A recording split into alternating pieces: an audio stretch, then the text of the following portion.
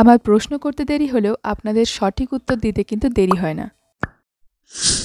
আজকের ক্রাফটের আইডিয়াটা আমার প্রথম মাথায় এসেছিল যখন এই ব্যাগটা বাড়িতে আসে। তখন ইউনিভার্সিটি বা বাইরে কোথাও বেরোতে গেলে তাড়াহুড়োতে কানের দুল খুঁজে পাওয়া খুবই প্রবলেম হতো। তখন ঠিক এই জিনিসটারই অভাব বোধ করতাম। বাই দ্য ওয়ে, আমি এখানে নেটটাকে প্লাস্টিকের সাথে আটকানোর জন্য ইউজ করছি সেই 4 মাস আগে বানানো হ্যান্ডমেড ক্লেটা। শক্ত হয়ে গেলেও এর মধ্যে কিছুটা আঠা, তেল আর সামান্য একটু জল দিতেই আবার আগের জায়গায় ফিরে গেছিল। এই র্যাকেটটা নষ্ট হয়ে যাওয়ার পর একদিন ছেলের হাতে পড়েছিল আর ও পিটিয়ে পিটিয়ে লালের এক সাইডটা ভেঙে ফেলেছিল। যদি ওটা আস্ত থাকতো তাহলে আর ক্লের প্রয়োজন ছিল না, দুটো লাল অংশের মাঝখানে নেটটাকে আটকে দিলেই হয়ে যেত। তবে ক্লে দিয়ে ফ্রেম বানিয়ে কিন্তু একটা র্যাকেট থেকে 3টে হ্যাঙ্গার পাওয়া যেতে পারে। ভেবেছিলাম এটাকে আসন সেলাইয়ের চট দিয়ে ডেকোরেট করব, কিন্তু আমি কোথায় যে রেখেছি খুঁজেই পাচ্ছি না, তাই সেই পেস্তা শেলগুলো দিয়েই ডেকোরেট করে নিলাম। তবে এই লাইটার কোম্পানির কাছে আমার একটাই বক্তব্য, আগুনের তাপের পরিমাণ কমিয়ে যদি এর কোয়ালিটির দিকে একটু নজর দেওয়া যায় তো ভালো হয়। ফ্রেমটার এই সাইডটা ইভেন হয়েছে, তাই এই দিকটা উল্টো দিকে রাখবো আর এবড়ো খেবড়ো দিকটা রাখবো সামনে, কারণ সামনে ডেকোরেট হবে, ওইটা আর বোঝা যাবে না। ইয়ারিংস রাখার জন্য আগে অনেক রকম অর্গানাইজার আমি বানিয়েছি, তবে ওগুলো সবগুলোই ছিল